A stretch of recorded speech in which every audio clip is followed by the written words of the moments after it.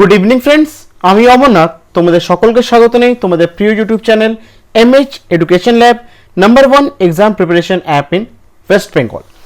তো ডব্লিউবিসিএস এবং অন্যান্য সমস্ত পরীক্ষার লেটেস্ট কোর্সের জন্য এখনই আপনারা ডাউনলোড করুন এমএইচ এডুকেশন ল্যাব অ্যাপ।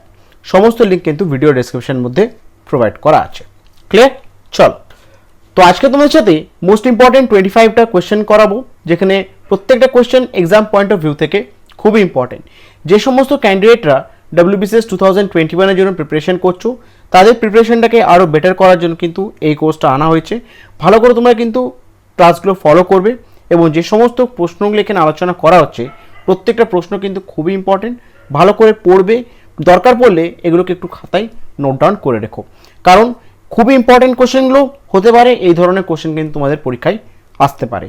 তো সে কারণে তোমাদের সকলকে যে রিকোয়েস্ট থাকবে, ক্লাসটি করার সাথে সাথে তোমরা কিন্তু কপি পেন নিয়ে বসো, ক্লাসগুলো যখন কোশ্চেনগুলো করা হবে সেই কোশ্চেনগুলো পারলে একটু খাতায় নোট ডাউন করে নিও। ক্লিয়ার?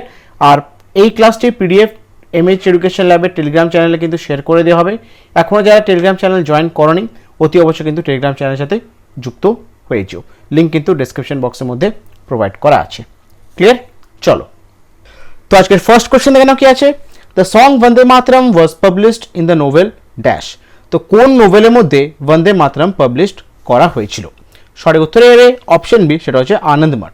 তো আনন্দমঠ যেটি বই যে লিখেছেন বঙ্কিমচন্দ্র চট্টোপাধ্যায়, তো ওই বইটার মধ্যে কিন্তু বন্দে মাতরম গানটি কিন্তু পাবলিশড করা আছে। একটু দেখে নিয়ে ব্যাপারে, Vande Mataram literary I praise the mother is a poem from Bankimchandra Chattopadhyay's 1882 novel Anandamath. It was written in Bengali.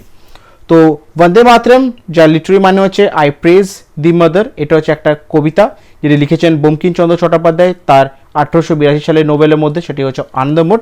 আর এই নোবেলটি কিন্তু পুরোপুরি বাংলায় লেখা আছে। ক্লিয়ার? চলো, নেক্সট কোশ্চেন কি আছে। দ্য ন্যাশনাল অ্যান্থম জনগণ মন composed originally in which language? তো কোন ল্যাঙ্গুয়েজে ন্যাশনাল অ্যান্থম, সেটা হচ্ছে জনগণ মন, এটি তৈরি করা হয়েছিল? সঠিক উত্তরে যাবে অপশন এ, বেঙ্গলি। তো বাংলায় ভাষায় কিন্তু জনগণ মন, যেটা হচ্ছে আমাদের দেশের ন্যাশনাল অ্যান্থম, তো সেইটি কিন্তু বাংলা মানে বেঙ্গলি ল্যাঙ্গুয়েজ কিন্তু এটি কম্পোজড করা হয়েছিল। ক্লিয়ার? তো একটু দেখে নেওয়ার পরে, জনগণ মন is the national anthem of India written in Bengali. The first of the 5 stanza of the Brahmo Hyman titled Bharato Bhagya Vidhata attributed to Nobel Prize.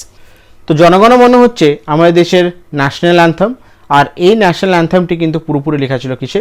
Bangla ভাষার মধ্যে। ঠিক আছে? পুরো যে কম্পোজিশনটা আছে, গানের যে পুরো কম্পোজিশনটা, সেটা কিন্তু পুরোপুরি অরিজিনালি বাংলায় কিন্তু এই গানটি লেখা হয়েছিল। ক্লিয়ার? চলো, নেক্সট কোশ্চেন কি আছে। The parliament is empowered to make law on any subject of state list during. তো পার্লামেন্টের কাছে সে পাওয়ারটি আছে যে স্টেট লিস্টে তারা কিন্তু কোনো ল চেঞ্জ করতে পারে।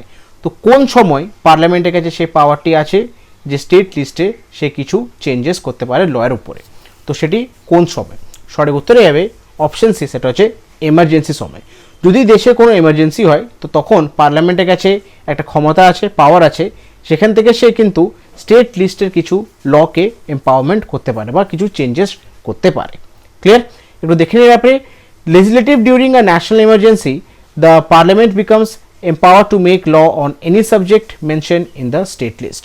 তো যদি ভারতে বা যদি কোনো দিন দেশে ন্যাশনাল ইমার্জেন্সি যদি হয়, তো সে সময় পার্লামেন্টের কাছে সে পাওয়ারটি আছে যে স্টেট লিস্টে সে কিন্তু কোনো সাবজেক্টের উপরে কিন্তু ল সে তৈরি করতে পারে বা ল সে কিন্তু এম্পাওয়ার বা কিছু চেঞ্জেস করতে পারে। বাট তখন কী হতে হবে? ন্যাশনাল ইমার্জেন্সি কিন্তু হতে হবে দেশের মধ্যে। ক্লিয়ার? চলো, নেক্সট কোশ্চেন কি আছে। That is the constitutional power of Indian parliament. তো ইন্ডিয়ান পার্লামেন্টের কনস্টিটিউশনের উপরে কি পাওয়ার আছে? এর সঠিক উত্তরে যাবে অপশন ডি, সেটা হচ্ছে amending Indian constitution as and when require. মানে পার্লামেন্টের কাছে ক্ষমতা আছে যদি দরকার পড়ে সে ভারতের সংবিধানের মধ্যে কিছু অ্যামেন্ডমেন্ট বা চেঞ্জেস কিছু করতে পারে। ক্লিয়ার? তো একটু দেখে নিয়ে ব্যাপারে, amending Indian constitution as when require is the constitutional power of Indian parliament. তো ভারতের সংবিধানের উপরে যদি কিছু অ্যামেন্ডমেন্ট করতে হয় বা যদি কিছু চেঞ্জেস করতে হয়, সেটার কিন্তু একমাত্র পাওয়ার আছে, সেটা হচ্ছে কি ইন্ডিয়ান পার্লামেন্টের উপরে। ক্লিয়ার? চলো, নেক্সট কোশ্চেন কি আছে। The period between propagation of parliament and it's reassembly in a new session is called? মানে বলেছে এখানে যে প্রোপাগেশন অফ পার্লামেন্ট এবং রিঅ্যাসেম্বলি নিউ সেশনে এর মধ্যে যে গ্যাপটা হচ্ছে, এর মধ্যে যে পিরিয়ডটা হচ্ছে, এটাকে জেনারেলি কি বলা হয়? সঠিক উত্তরে যাবে অপশন বি, সেটা হচ্ছে রিসেস। ক্লিয়ার? দেখে নিন ব্যাপার একটু। The period between the propagation of house and the reassembly in the new session is called recess. The recess কাকে বলছে?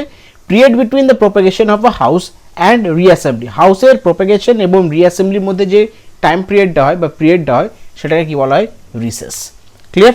চলো নেক্সট কোশ্চেন দেখো কি আছে। Dash was termed as heart and soul of Indian constitution by doctor B R Ambedkar. তো doctor B R Ambedkar যিনি কনস্টিটিউশনের গঠন করেছিলেন, উনি কোন আর্টিকেলটাকে বলেছিলেন heart and soul of Indian constitution? সঠিক উত্তরে যাবে অপশন এ, সেটা হচ্ছে আর্টিকেল নাম্বার 32। তো বি আর আম্বেদকর কিন্তু আর্টিকেল 32কে উনি মেনশন করেছিলেন অ্যাজ আ ভারতের heart and soul of Indian constitution. Clear? একটু দেখে নেওয়ার পরে Article 32 is called soul of the constitution and very heart of it by Dr. Ambedkar. তো আর্টিকেল 32 যেটা আছে সেটা কিন্তু ডক্টর আম্বেদকর উনিকে মেনশন করেছিলেন সেটা as a heart and soul of Indian constitution, মানে ভারতের সংবিধানের হার্ট অ্যান্ড সোল। ক্লিয়ার? চলো নেক্সট কোশ্চেন কি আছে। If the population of municipalities is dash or more ward committees are constitution. যদি দেখা গেছে যে মিউনিসিপ্যালিটিজের মধ্যে পপুলেশনটা যদি বেশি হয়, কত বেশি হলে ওয়ার্ড কমিটিজ গঠন করা হয়? কত বেশি বা কত থেকে বেশি পপুলেশন হলে মিউনিসিপ্যালিটিজের মধ্যে ওয়ার্ড কমিটি গঠন করা হয়? সঠিক উত্তরে যাবে অপশন এ, সেটা হচ্ছে 3 লাখ। যদি দেখা গেছে যে population of municipality is 3 lakhs or more, 3 lakh বা তার থেকে বেশি যদি হয় মিউনিসিপ্যালিটি পপুলেশনগুলো, তো সেখানে কি হয়? ওয়ার্ড কমিটিজ গঠন করা হয়। ক্লিয়ার? দেখে নিয়ে তারপরে the population of the municipalities is 3 lakh or more, ward committees are constitution. যদি মিউনিসিপ্যালিটি পপুলেশন যদি দেখা হয় যে 3 লাখের থেকে যদি বেশি হয়, তো সেখানে কি করা হয়? ওয়ার্ড কমিটির গঠন করা হয়। বুঝতে পারছো? চলো নেক্সট কোশ্চেন কি আছে। Who is the last chairman of planning commission? Planning কমিশনের লাস্ট চেয়ারম্যান কে ছিলেন? এখন কিন্তু প্ল্যানিং কমিশন নেই, এখন হয়ে গেছে কি নীতি আয়োগ। ঠিক আছে? আর নীতি আয়োগের চেয়ারম্যান হচ্ছেন এখন বর্তমানে আমাদের মাননীয় প্রধানমন্ত্রী শ্রী নরেন্দ্র মোদী এবং চিফ এক্সিকিউটিভ অফিসার হচ্ছেন অমিতাভ কান্ত। নীতি আয়োগের ক্ষেত্রে বলছি আমি। তো এখানে কোশ্চেন জিজ্ঞেস করেছে প্ল্যানিং কমিশনের লাস্ট চেয়ারম্যান কে ছিলেন? সঠিক উত্তরে যাবে অপশন এ, মন্টেক সিং আলুওয়ালিয়া। তো মন্টেক সিং আলুওয়ালিয়া কিন্তু প্ল্যানিং কমিশনের লাস্ট চেয়ারম্যান ছিলেন। একটু দেখে নেওয়ার ব্যাপারে NITI Aayog replace planning commission, now prime minister Narendra Modi is a head of new body called NITI Aayog. তো নীতি আয়োগ কিন্তু তৈরি করা আছে প্ল্যানিং কমিশনের বদলে, আর আমাদের মাননীয় প্রধানমন্ত্রী কিন্তু নীতি আয়োগের চেয়ারম্যান এবং অমিতাভ কান্ত হচ্ছেন আমাদের চিফ এক্সিকিউটিভ অফিসার নীতি আয়োগের। ক্লিয়ার? চলো নেক্সট কোশ্চেন দেখানো কি আছে। For the first time the national flag of India was hosted in the midnight of. তো কোন সময় বা কোন দিনে ভারতের প্রথম যে ন্যাশনাল ফ্ল্যাগটি আছে সেটি হোস্ট করা হয়েছিল রাতের দিকে? সেই দিনটি কবে? সঠিক উত্তরে যাবে অপশন সি, 14ই আগস্ট 1947 সালে। তো 15 আগস্ট 1947 সালে কিন্তু স্বাধীন সকাল, সমস্ত ভারতে কিন্তু স্বাধীন সকাল দেখেছিল। তো 14 আগস্ট 1947 সালে কিন্তু রাত্রেবেলায় প্রথমবার কিন্তু ন্যাশনাল ফ্ল্যাগকে হোস্ট করা হয়েছিল। ক্লিয়ার? একটু দেখে নিই এর ব্যাপারে। On the midnight of August 14, 1947, free India's national flag was hosted a top council house, letter renamed as parliament ভবন। তো 1947 সালে 14 আগস্ট কিন্তু প্রথমবার ন্যাশনাল ফ্ল্যাগটি হোস্ট করা হয়েছিল। কোথায় করা হয়েছিল? টপ কাউন্সিল হাউসের উপরে, আর পরবর্তীকালে কাউন্সিল হাউসটাকে বলা হতো কি পার্লামেন্ট ভবন। তো প্রথমবার কাউন্সিল হাউসের উপরে 1947 সালে 14 আগস্ট রাতেবেলা কিন্তু ন্যাশনাল ফ্ল্যাগটা হোস্ট করা হয়েছিল। ক্লিয়ার? চলো নেক্সট কোশ্চেন দেওয়া কি আছে। The national anthem consist of dash stanza. তো আমাদের ভারতের যে ন্যাশনাল অ্যান্থাম আছে সেটি কত স্ট্যাঞ্জাতে কিন্তু এটি গঠন করা বা কম্পোজ করা আছে? সঠিক উত্তরে যাবে অপশন এ, সেটা হচ্ছে 5টা। ঠিক আছে? আমাদের ভারতের যে ন্যাশনাল অ্যান্থাম আছে জনগণ মন, তো সেই ন্যাশনাল অ্যান্থামটি কিন্তু 5টা স্ট্যাঞ্জাতে কিন্তু এটি ডিভাইড করা আছে। একটু দেখে নিই ব্যাপারে। জনগণ মন is a 5 স্ট্যাঞ্জা Brahma হাইম in Bengali formal language title Bharat ভাগ্য বিধাতা। তো জনগণ মন যে গানটি আছে আমাদের দেশের ন্যাশনাল অ্যান্থাম, সেটি কিন্তু 5টা স্ট্যাঞ্জায় ডিভাইড করা আছে, আর এটা হচ্ছে ব্রহ্ম হাইম, আর বেঙ্গলি ফর্মাল ল্যাঙ্গুয়েজে এটাকে বলা হয় ভারত ভাগ্য বিধাতা। ক্লিয়ার? চলো নেক্সট কোশ্চেন কি আছে। The national information letter of India is. আমাদের দেশের ন্যাশনাল ইনফরমেশন লেটারটি কি? সেটা কোন লেটার? সঠিক উত্তরে যাবে অপশন ডি, সেটা হচ্ছে হোয়াইট লেটার। তো ভারতের যে ন্যাশনাল ইনফরমেশন যে লেটারটি আছে সেটা হচ্ছে কি হোয়াইট লেটার। একটু দেখে নিই অ্যাপরে, white letter is a national letter of India. তো আমাদের দেশের যে ন্যাশনাল লেটার হচ্ছে সেটা কি, সেটা হচ্ছে হোয়াইট লেটার। ক্লিয়ার? চলো নেক্সট কোশ্চেনটা কি আছে, the national foreign policy of India is dash. আমাদের দেশের যে ন্যাশনাল ফরেন পলিসি আছে সেটি কি? সঠিক উত্তরে যাবে অপশন সেটা হচ্ছে নন অ্যালাইনমেন্ট। তো আমাদের দেশের যে ন্যাশনাল ফরেন পলিসি আছে সেটা হচ্ছে কি নন অ্যালাইনমেন্ট। একটু দেখে নিয়ে ব্যাপারে, India's foreign policy was conducted under the guidance of Pandit Jawaharlal Nehru, the first prime minister of independent India. তো আমাদের দেশের যে ফরেন পলিসিটি কন্ডাক্ট করা হয়েছিল সেটি কিন্তু গাইডেন্স করা হয়েছিল কার আন্ডারে, সেটা হচ্ছে আমাদের দেশের পন্ডিত জওয়াহরলাল নেহরু, ঠিক আছে, যিনি আমাদের দেশের ফার্স্ট প্রাইম মিনিস্টার, ভারতের স্বাধীন ভারতের প্রথম প্রাইম মিনিস্টার। তো ওনার গাইডেন্সের আন্ডারে কিন্তু প্রথম ভারতের ফরেন পলিসি কন্ডাক্ট করা হয়েছিল, ঠিক আছে। আর এই ফরেন পলিসিটা কেমন, সেটা হচ্ছে নন অ্যালাইনমেন্ট। ক্লিয়ার? চলো নেক্সট কোশ্চেনটা কি আছে, which is the national sentence of India. তো আমাদের দেশের ন্যাশনাল সেন্টেন্স কোনটি? সঠিক উত্তরে যাবে অপশন এ, সেটা হচ্ছে সত্যমেব জয়তে। তো সত্যমেব জয়তে হচ্ছে কিন্তু আমাদের দেশের ন্যাশনাল সেন্টেন্স। একটু দেখে নিই আপনি, Satyameva Jayate is a mantra from the ancient Indian scripture মুকুন্দা Upanishad. Upon independence of India it was adapted as a national motto of India. তো আমাদের দেশের যে ন্যাশনাল সেন্টেন্স সেটা হচ্ছে কি, সেটা হচ্ছে সত্যমেব জয়তে। এটা কিন্তু একটা এনশিয়েন্ট ইন্ডিয়ান স্ক্রিপচারের মধ্যে পাওয়া যায়, সেটা হচ্ছে মুন্দাকা উপন্যাসাদ। তো সেখানে কিন্তু এর উল্লেখ করা আছে। পরবর্তীকালে স্বাধীন ভারত হওয়ার পর কিন্তু এটাকে অ্যাডাপ্ট করা হয়েছে অ্যাজ আ ন্যাশনাল মোটো বা ন্যাশনাল সেন্টেন্স ভারতের হিসেবে। বুঝতে পেরেছো? চলো নেক্সট কোশ্চেনটা কি আছে, the national aquatic animal of India is. তো আমাদের দেশের ন্যাশনাল অ্যাকোয়াটিক অ্যানিমাল মানে জলের প্রাণী, ন্যাশনাল জলের প্রাণী কোনটি? সঠিক উত্তরে যাবে অপশন এ, সেটা হচ্ছে ডলফিন। অ্যাকচুয়ালি হয় গঙ্গা ডলফিন, ঠিক আছে। কারেক্ট অ্যান্সার হয়ে যাবে option A, dolphin. India is declare Ganga dolphin as a national aquatic animal for India. তো ভারত গঙ্গা ডলফিনকে ডিক্লেয়ার করেছে ন্যাশনাল অ্যাকোয়াটিক অ্যানিমাল হিসেবে। The Ganga river dolphin is rare species of dolphin found only in India and নেবার country. আর Ganga river যে dolphin আছে সেটা হচ্ছে কিন্তু একটা রেয়ার স্পিসিস, ডলফিনের একটা রেয়ার স্পিসিস, যেটি জেনারেলি ভারতে এবং আশেপাশে যে দেশগুলো আছে সেগুলোর দেশগুলোর মধ্যে কিন্তু এই ডলফিনটি পাওয়া যায়। তো সে কারণে ভারত কিন্তু ন্যাশনাল অ্যাকোয়াটিক অ্যানিমাল হিসাবে গঙ্গা ডলফিনকে আইডেন্টিফাই করেছে। ক্লিয়ার? নেক্সট কোশ্চেন কি আছে, dash is a national heritage animal of India. তো আমাদের দেশের ন্যাশনাল হেরিটেজ অ্যানিমাল কোনটি? ন্যাশনাল হেরিটেজ অ্যানিমাল সঠিক উত্তরে যাবে অপশন বি, সেটা হচ্ছে এলিফ্যান্ট। তো এলিফ্যান্টকে বলা হয় আমাদের দেশের ন্যাশনাল হেরিটেজ অ্যানিমাল। আর ন্যাশনাল অ্যানিমাল যদি হয় সেটা হচ্ছে টাইগার। বুঝতে পেরেছো? তো একটু দেখে নিই আপনি, India's environment minister has declare the elephant as national heritage India. তো ভারতের এনভায়রনমেন্ট মিনিস্টার ডিক্লেয়ার করেছেন এলিফ্যান্টকে, হাতিকে as a national heritage animal হিসেবে। ক্লিয়ার? চলো নেক্সট কোশ্চেন দেখে না কি আছে, the national calendar of India is. তো আমাদের দেশের যে ক্যালেন্ডারটা আছে সেটা ন্যাশনাল ক্যালেন্ডার কোনটি? সঠিক উত্তরে যাবে অপশন বি, শকা এরা। তো 72 AD-তে যে শকা এরা ছিল, ঠিক আছে, কোন সময় ছিল সেটা বলে দিচ্ছি, কনিষ্কর সময়। তো সেখানে যে ক্যালেন্ডারটি তৈরি হয়েছিল তো সেটাকে বলা হয় কি ভারতের ন্যাশনাল ক্যালেন্ডার। বুঝতে পেরেছো? তো একটু দেখে নিই আপনি, the Indian national calendar sometimes called Saka calendar is officially civil calendar. তো আমাদের দেশের যে ইন্ডিয়ান ন্যাশনাল ক্যালেন্ডার আছে এটাকে বলা হয় শকা ক্যালেন্ডার, অথবা মাঝে মাঝে এটা অফিসিয়ালি বলা হয় সিভিল ক্যালেন্ডার হিসেবে। ঠিক আছে, বুঝতে পেরেছো? চলো নেক্সট কোশ্চেন দেখো কি আছে, the panchayati Raj was introduce for the first time in which year. তো কোন সময় বা কোন সালে ভারতের প্রথমবার পঞ্চায়েতি রাজটি ইন্ট্রোডিউস করা হয়েছিল? তো সঠিক উত্তরে যাবে অপশন বি, সেটা হচ্ছে 1959 সালে, 1959। তো দেখে নেওয়া যাবে একটু, the panchayati raj system was first adapted by the state of Rajasthan in Nagaur district on 2 October 1959।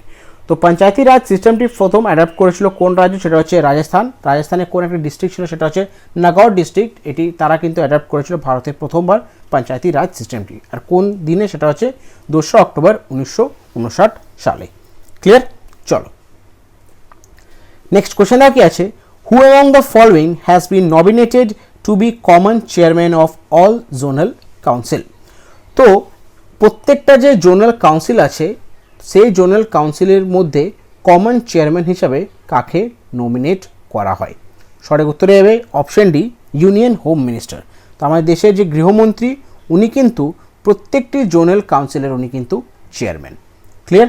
একটু দেখে নিয়ে ব্যাপারে zonal council have been established by the state reorganisation act 1956।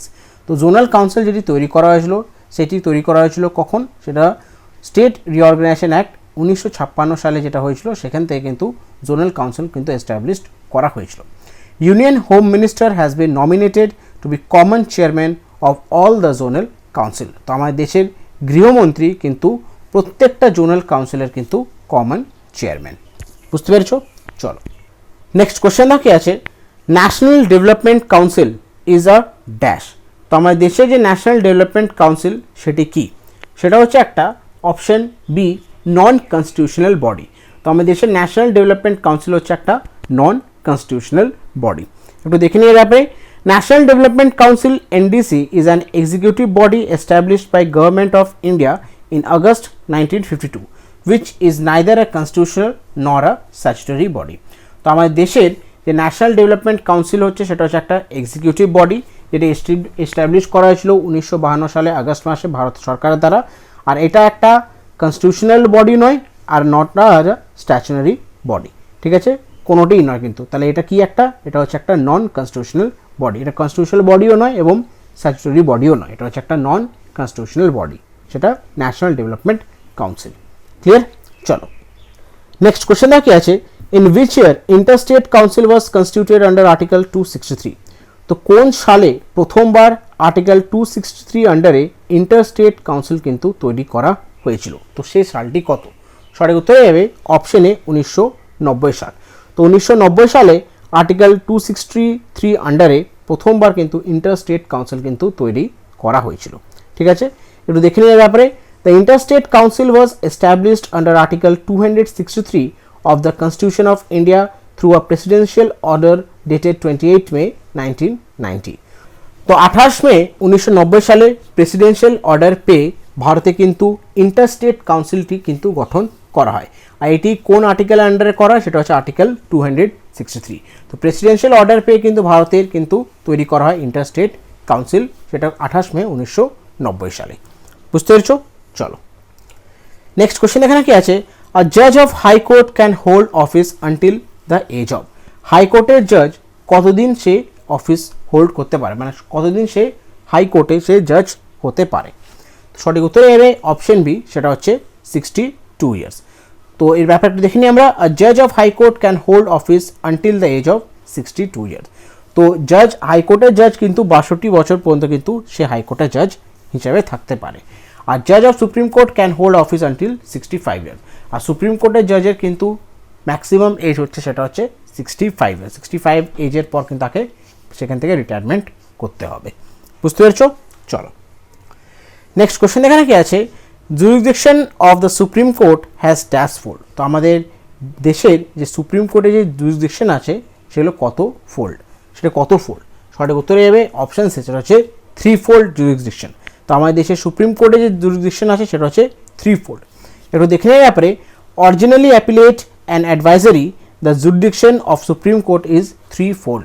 Namely original jurisdiction, সেটা কি দেখেন একবার, article 131 of the constitution of India deals with the original jurisdiction of the supreme court of India. এটা ছিল অরিজিনাল জুরিসডিকশন। অ্যাপিলেট জুরিসডিকশন দেখানো কি আছে, the appellate jurisdiction of supreme court of India is provided by article 132, 133, 134, 136 and 138 of the Constitution of India.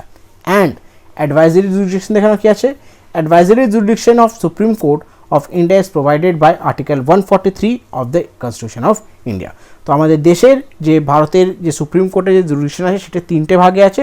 Mainly হচ্ছে original jurisdiction, appellate jurisdiction এবং advisory jurisdiction. তার ডিসক্রিপশনগুলো বলে দিলাম, আশা করছি জিনিসগুলো তোমরা বুঝতে পেরেছো। ক্লিয়ার? চলো নেক্সট কোশ্চেন দেখানো কি আছে, part 9A gives constitutional foundation to local self government unity. তো পার্ট 9 এর মধ্যে লোকাল সেলফ গভর্নমেন্ট কোন জায়গায় তারা কনস্টিটিউশনাল ফাউন্ডেশন করতে পারে? সঠিক উত্তরে যাবে অপশন ডি, সেটা হচ্ছে আরবান এরিয়ার মধ্যে। তো পার্ট 9 এর মধ্যে লোকাল সেলফ গভর্নমেন্টরা আরবান এরিয়াগুলোর মধ্যে তারা কিন্তু কনস্টিটিউশনাল ফাউন্ডেশন করতে পারে। দেখে নিয়ে যাবে একটু, part 9A which has came into force on 1st June 1993 gives a constitutional foundation to the local self-government unit in urban area. তো পার্ট 9 যেটি ফোর্সে এসেছিল 1 জুন 1993 সালে, আর যেখানে লোকাল সেলফ গভর্নমেন্টরা কিন্তু আরবান এরিয়াগুলোর মধ্যে কনস্টিটিউশনাল ফাউন্ডেশন কিন্তু তারা করতে পারে। ঠিক আছে, এটি কিন্তু 1 জুন 1993 সালে কিন্তু এটি প্রথম ফোর্সে এসেছিল। বুঝতে পেরেছো? চলো নেক্সট কোশ্চেন দাও কি আছে, the community development programme was launched in. তো কোন সালে কমিউনিটি ডেভেলপমেন্ট প্রোগ্রাম লঞ্চ করা হয়েছিল? সঠিক উত্তর হবে অপশনে 1952 সালে। তো 1952-তে প্রথমবার কিন্তু ভারতে কমিউনিটি ডেভেলপমেন্ট প্রোগ্রাম কিন্তু লঞ্চ করা হয়েছিল। ঠিক আছে, একটু দেখে নিয়ে ব্যাপারে।